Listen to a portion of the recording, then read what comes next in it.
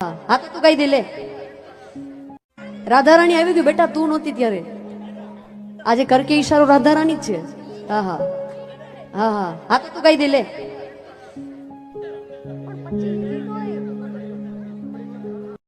નમસ્કાર દર્શક મિત્રો, જય માતાજી. મિત્રો, આપણી યુટ્યુબ ચેનલમાં તમારું હાર્દિક સ્વાગત છે. મિત્રો, અત્યારે સોશિયલ મીડિયાની અંદર અત્યારે ગીતાબેન રબારીનો એટલે કે કચ્છના કહેવાતા એવા